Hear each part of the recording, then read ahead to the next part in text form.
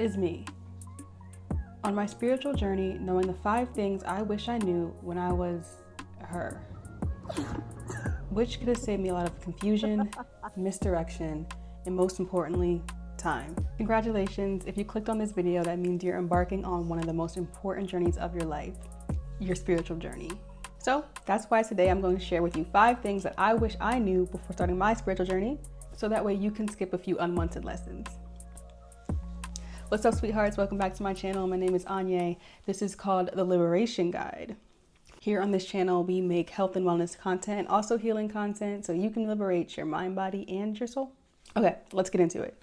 Number 1, the old you is not coming back. You are going to grow out of old versions of yourself into new versions of yourself, which you are ultimately going to be required to grow out of again. This is known as spiritual evolution. If you want to keep moving forward on your path and keep raising your vibration, it is a must that you change. If not, you're going to be like me and you're going to stay stuck in repetition for as long as you need to until you learn that you need to grow.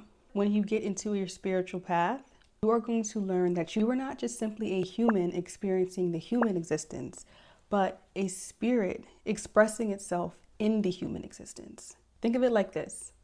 You yourself would be considered the molding or the capsule for your spirit. Your spirit wants you as the mold to adapt and change so that it can fit comfortably in your body. Key word is fitting comfortably. When you start feeling uncomfortability, this is because your spirit is calling you to change, to grow, to move into different versions of yourself where it knows you need to be. When you start feeling like you don't resonate with the same friendships you used to have, when you feel that urge to quit your job and start something new, and even in my case, when you feel like you don't really resonate with the same clothes that you used to wear, that's how you know your spirit is calling you to change.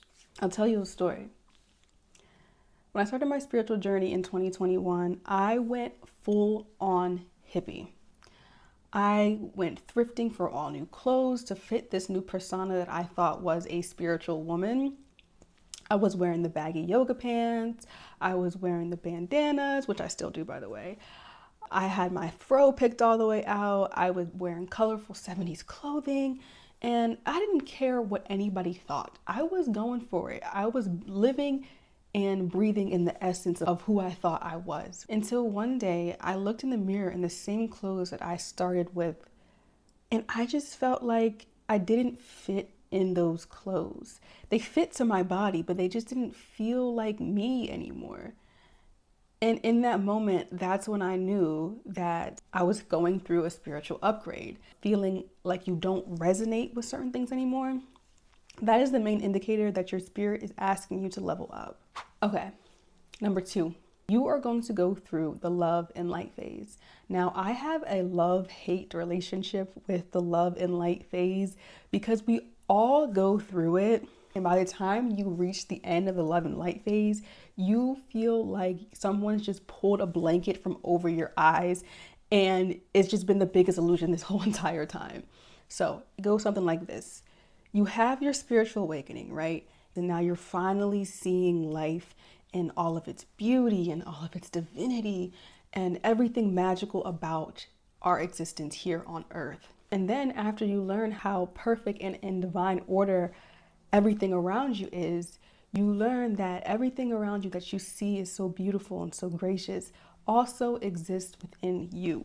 So you feel as though in order to fit the description of a spiritual person, you have to exude all this love that you're taught just exists everywhere. So now you're going and you're throwing your rose petals up in the air on everybody, and you're frolicking through the lavender bushes, and you're giving out compliments here and there willy-nilly, and you're just calling everybody beautiful soul childs, and you're just in love with life, in love with everything. Understand that this amount of love could also be projections of unresolved people-pleasing, perfectionism, and simply lack of boundaries. People-pleasing, perfectionism, and lack of boundaries love to see you coming when you're entering your love and light phase, okay? Eventually you'll get to the bottom of this, but only through shadow work, which they don't tell you in the beginning of your spiritual journey, but is actually the roots of your healing and spiritual evolution, is doing that shadow work and getting down to the bottom of why you feel like you need to be perfect, you need to be beautiful, you need to be all these things. And that, my friend, is going to be saved for a different video. If you do want to see a video on shadow work, leave a comment down below and we will get to that later. Okay, number 3, and this is so important. You are going to need mentors and guidance. When I first started my spiritual journey, I didn't want to have to feel like I was being controlled by a system or a person, because who are you to tell me about me? Right? I was that person. I was that stubborn. And a lot of people, we like the appeal of the spiritual journey is because it is self-directed. It's self-directed, but there is a huge but. If you want to experience the journey with more ease, it is recommended, highly, highly recommended, that you get a mentor or some type of community-based system. This is going to prevent you from making mistakes and, more importantly, getting scammed. Yes, there are scammers out there. There are scammers in every spiritual arena. There is going to be people who want to take advantage of you. Finding guidance and mentorship early on is going to prevent you from being that naive child that scammers thrive off of. Your spiritual mentors are also going to be the people who shape you into the person who can be a mentor as well, because there's going to be people coming in after you.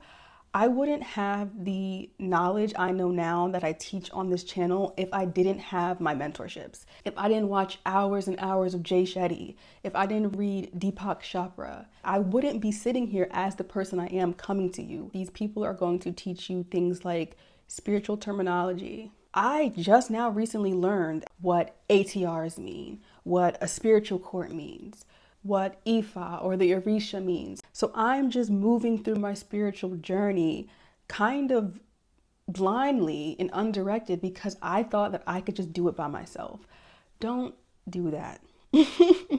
Get you a spiritual mentor. And if you want me to be your spiritual mentor, I can do that for you. Your spiritual mentors will also help you to understand your own personal gifts. All of us have different spiritual gifts, different levels of intuition that come more naturally to us. Now, for example, I am what they call a dream walker. My spiritual gifts are being able to get premonitions and downloaded messages in my sleep and in my dreams.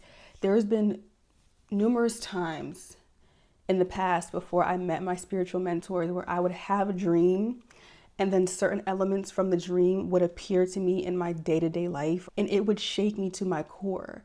I didn't know what was going on. I had no idea. It made me feel very alone and I felt scared to tell someone about it in fear of ridicule. Your spiritual mentors are going to lead you in the right direction. Speaking of direction, that segues us into the 4th point, which is you are going to need structure and systems. This is another thing that I had to learn abruptly when going on my spiritual journey, is because I no longer resonated with religion because I felt like the systems were too controlling. And I vowed that I would never, ever, ever practice something with rules. Don't be a stubborn Aquarius like me and think that you don't need to be governed by something. Don't think of it as you being boxed in. Think of spiritual structure and systems as the framework. You are given the frame, but it is your responsibility to paint the picture. What do I mean by this? Structure and systems is important in the spiritual journey so that you don't lose connection with spirit. And you do that through pattern recognition. Pattern recognition is communication and guidance from spirit through your chosen medium. Like I said, you're given the framework. All you need to do is paint the picture. So if you choose to abide by the framework of astrology, then your structure is going to look something like this. You are going to do new moon and full moon rituals. You are going to pay attention to astrological transits. You are going to study your zodiac and how your zodiac applies to those transits. Another form of pattern recognition that I do is dream interpretation. If you are a dream walker like me, you're going to keep a dream journal. You're going to wake up and you're going to sit with your dream in meditation.